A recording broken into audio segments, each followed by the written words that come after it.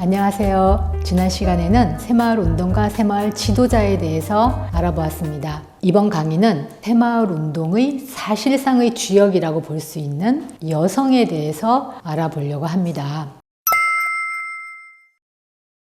새마을운동이 여성의 참여가 없었다면요, 절대 성공할 수 없었습니다. 여성이 그만큼 새마을운동 성공 신화를 만드는데 중요한 역할을 했다는 점 여러분 말씀드리려고 합니다. 새마을운동은 마을마다 여성 지도자를 반드시 한 명씩 선출하도록 했습니다. 자, 마을에 여성 대표자 한 명이 생기는 건데요. 이것은 한국 여성운동사에서 엄청난 사건이라고 볼 수 있습니다. 여성들의 어떤 역사적 지위를 놓고 보면은요, 남성들과는 다르게 여성들은 근대화 과정에서 대단히 소외되었던 주체라고 볼 수 있습니다. 그런 남녀 불평등한 차별 상황에 대해서 이미 일제시기 신여성들은 문제 제기를 했습니다. 여러분도 다 아실 나혜석이라고 하는 그 인물이 그 문제 제기, 즉 정조에 있어서 남녀가 평등해야 된다라는 문제 제기를 했다가 얼마나 참혹한 최후를 맞이했습니까? 사회적으로도 매장되었죠. 그 이후에 1953년에 남녀 간통 쌍벌죄가 법적으로 제정되면서 남녀의 성적인 평등이 어느 정도 이루어졌다라고 볼 수가 있습니다. 즉 축첩제가 드디어 폐지된 것이죠. 그러나 그렇다고 하더라도 여성들의 지위는 대단히 낮았는데요. 특히 도시는 새로운 근대적인 문화들 속에서 여성들이 상당히 많은 사회적인 활동들을 했다라고 볼 수 있지만 농촌은 그렇지 못했습니다. 농촌은 공동체가 대단히 발달되어 있고요. 대다수의 마을은 동성촌락이라고 그래서 같은 혈족들이 모여 사는 그런 공간입니다. 그런 시족 집단 속에서 가부장적인 위계서열은 대단히 강하게 작동을 하게 됩니다. 그렇기 때문에 아무리 근대적인 교육을 받은 여성이라도 농촌 마을에 시집을 오게 되면은요, 질식할 것 같은 가부장적 문화 속에서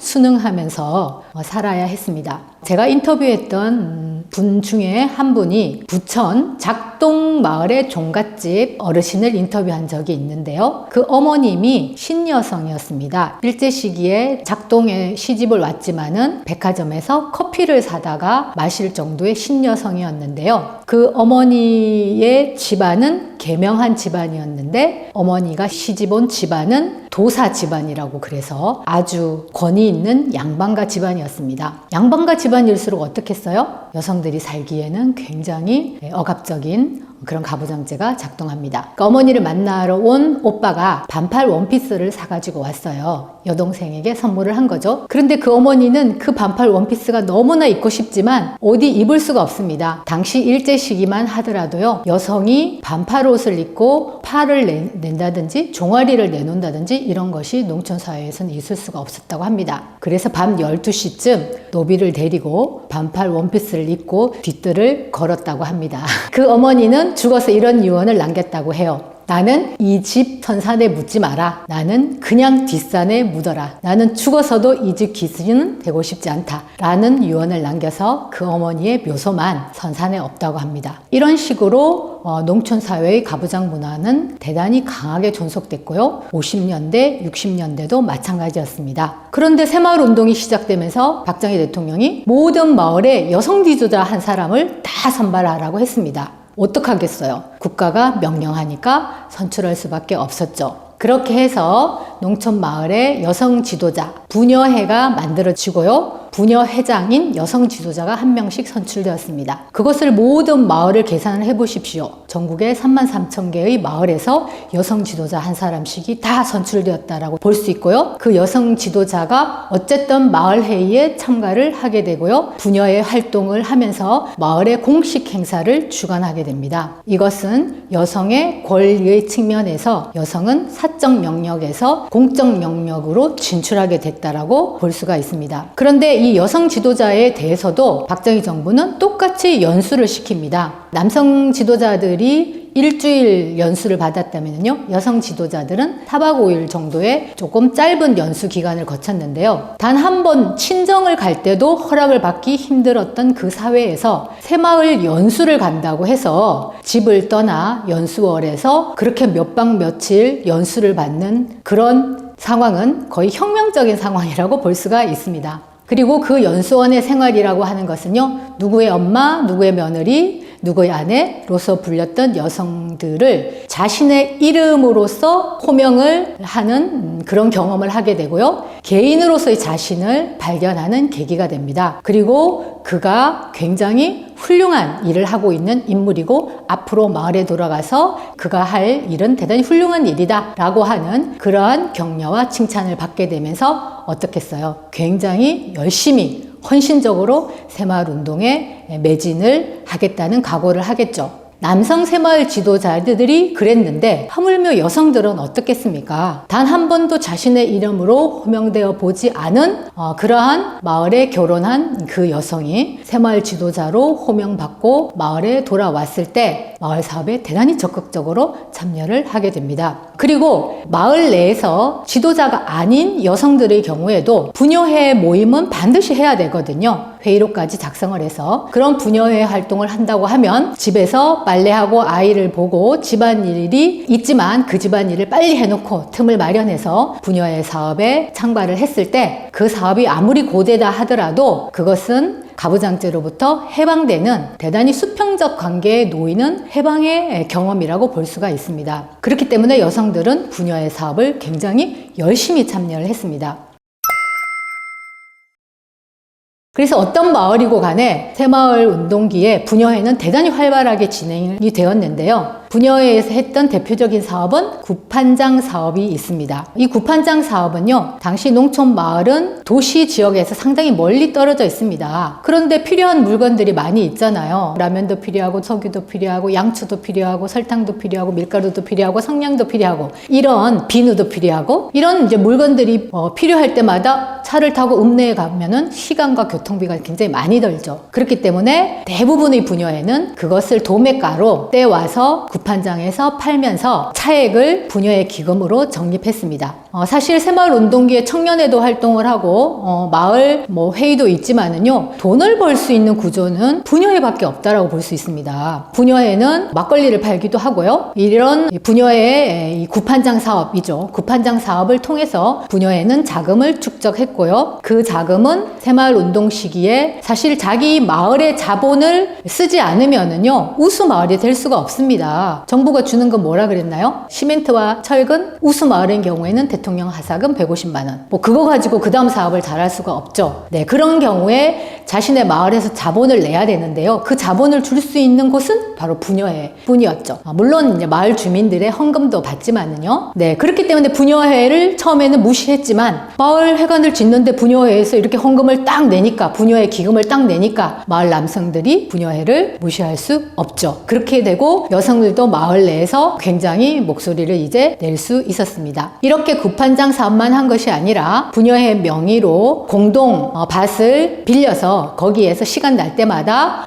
담배를 키운다든지 이런 특용 작물을 재배한다든지 그러한 방식으로 해서 도덕 사업을 만들어 가지고 부녀회 기금을 확대해 갔습니다. 네, 그렇기 때문에 이 부녀회 기금 없이는 새마을 성공 사업을 성공시킬 수가 없었다. 그런 점에서 부녀회는 혹은 마을 여성들은 마을 내 공적 공간에서 확실한 지위를 얻게 되었다라고 볼 수가 있습니다. 또 부녀회에 여성들이 많이 참여하게 된 계기는요, 바로 저축이었습니다. 절미저축이라고 사진을 보시면은요, 이 항아리를 들고 여성들이 있죠. 그러니까 밥을 할 때마다 조금씩 쌀을 덜어서 이걸 가지고 저축을 해서 여성 이름별로 통장을 만들어서 주었습니다. 이 통장에서 액수가 증가되어서 일정한 액수가 되었을 때 여성들은 자신의 이름으로 된 통장에서 돈을 받을 수가 있었습니다. 목돈을 마련할 수가 있었죠. 지금 생각하면 가계부를 쓰고 소비를 하는 것은 여성의 일이라고 생각하지만은요, 농촌 지역에서 70년대까지도 여성들은 경제적 주체가 되지 못했습니다. 그러니까 장을 보거나 이런 것도 남성들의 일이었거든요. 여성들이 돈을 만지지 못했던 그런 상황에서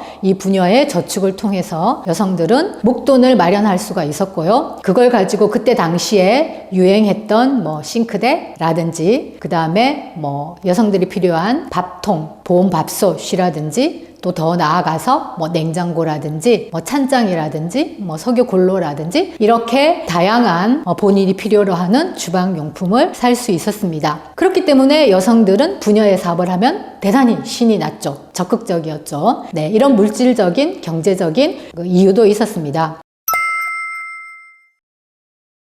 그리고 또 부녀회에서 또 활성화됐던 것이 바로 집 밖으로 여행을 가는 관광이었습니다. 이 새마을운동기의 부녀회 관광은요, 거의 모든 마을에서 시작되었는데요. 지금은 부녀회 관광이 굉장히 일상적이죠. 농촌 마을에 부녀회 관광이라고 하는 것은 너무나 평범한 일상으로 자리 잡았습니다. 그러나 그때 당시에 여성들은 집 밖에 어디 놀러 간다? 이것은 꿈도 꿀 수 없는 일이었습니다. 그런데 박정희 정부는 적극적으로 이제 이 관광을 권했습니다. 왜 그랬냐면은 조국이 얼마나 발전하고 있는지를 농민들이 관광을 통해서 목격하게 하고요. 그 관광을 통해서 목격한 조국의 발전상은 바로 새마을운동의 또 중요한 추진력이 동력이 되고요. 정권에 대한 지지로 이어지고 있었기 때문에 농촌에 관광을 조직해서 경부고속도로라든지 포항제철이라든지 현충사라든지 이런 박정희 정부 시기의 산업시설이나 문화공간을 그렇게 눈으로 볼 수 있도록 했습니다. 그렇게 봤을 때